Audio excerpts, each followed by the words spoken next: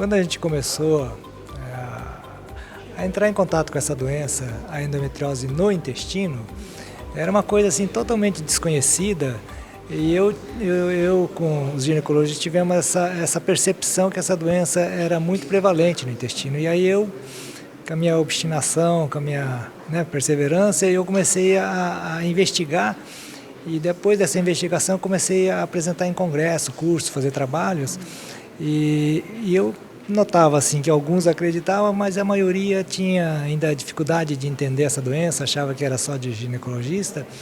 E aí nós fomos, sim, lentamente, mas com persistência, com muita confiança e acreditando que isso era possível numa doença tão prevalente. Só para ter uma noção, no intestino, 800 mil mulheres no Brasil têm essa doença e não são diagnosticadas nem tratadas, estão aquém do tratamento. Então nós resolvemos, assim, de uma maneira decidida, criar esse curso, chamado endometriose intestinal, que é ímpar no mundo, no Brasil, e chamar os profissionais que operam o intestino para esse curso, para que eles entendam e se convencer essas pessoas que elas existem e que precisa, a maior dificuldade é aceitar essa doença, fazer um diagnóstico preciso e um tratamento correto.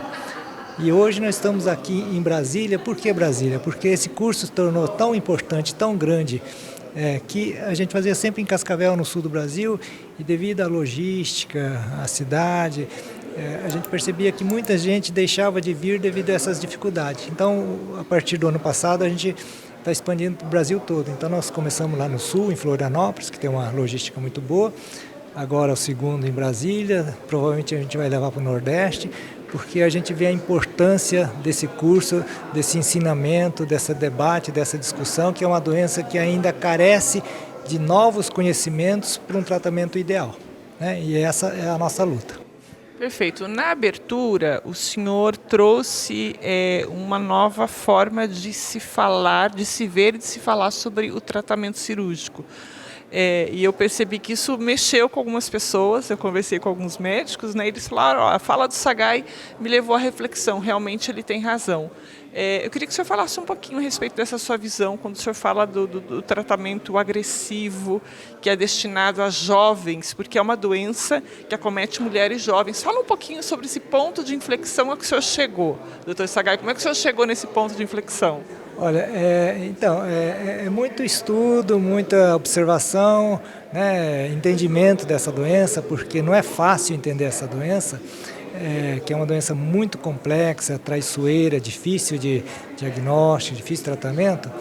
E o que eu percebi? Quando se diagnostica essa doença no intestino, principalmente no reto, eu falo mais do reto, porque o reto é um órgão extremamente nobre. O reto é que controla a evacuação, Então ele tem uma sensibilidade, uma importância de satisfação, de prazer e de qualidade de vida, E o que eu percebi é que a endometriose é uma doença exclusivamente de jovem, mulher jovem. Depois da menopausa, essa doença desaparece e adolescente não existe. Então, existem doenças de criança, doença do adulto e doença do idoso. O que a gente passou a tratar a endometriose como fosse doença do idoso? Cirurgias agressivas, doenças assim mais maldosas, doenças como câncer, infecção e outras doenças que precisam de um tratamento agressivo para eliminar essa doença. Só que a endometriose não é câncer e ela por si só ela tem um tempo para se curar, que é depois da menopausa. Então, durante a doença, durante a juventude, as mulheres têm muita dor, têm dificuldade de engravidar, tem dificuldade de relação sexual, falta muito ao trabalho, toma muito medicamento, são mal entendidas, mal interpretadas, então sofrem muito bullying, depressão, ansiedade. Então a cirurgia, o tratamento correto tem que existir. E o tratamento cirúrgico tira muito desses sintomas, tira dores, cirurgia ginecológica, urológica e proctológica tiram os principais sofrimentos. Mas se você for muito agressivo com o reto, às vezes fica com problemas para o resto da vida, Para o resto da vida. Então, essa é a chamada de atenção, é que nós estamos lutando para desenvolver uma técnica que tira a doença do reto sem mutilar o reto. E tem uma técnica muito consagrada já, que poucos usam, que eu estou assim aperfeiçoando essa técnica e divulgando para toda a comunidade de cirurgiões proctologistas. E esse é nosso intuito, de preservar o reto e tirar a doença, deixando o reto integral, sem deformidade, mantendo a sua função normal para o resto da vida. Certo, doutor Sagai. Eu queria que o senhor aproveitasse esse momento, então, para fazer um agradecimento aí final a quem o senhor gostaria de agradecer pela realização de mais essa edição. Então, o meu primeiro agradecimento é às mulheres com endometriose e dizer para elas que a gente não vai desistir, nós vamos continuar lutando para que elas sejam bem tratadas. Então, esse é o meu legado, né? E para eu fazer isso, eu não sou sozinho. Então, o que eu fiz? Eu montei uma equipe multidisciplinar na nossa clínica, né, que você faz parte, enfermeiros, secretárias, fisioterapeutas, né, endoscopistas, colonoscopistas, cirurgiões e neurologistas, né? Então nós temos todo o time que tem condições de fazer o diagnóstico e tratamento. Então, e eles fazem parte desse projeto, desse curso. Eles dão aula, vamos operar tudo junto, não vou operar sozinho. O Dr. Gustavo, a doutora Doriane, a Lana, o Dr. Vitor, né, e a equipe da Gastro, né? Trouxemos até uma enfermeira, né, a Cris, né, a Cristiane, que vai instrumentar.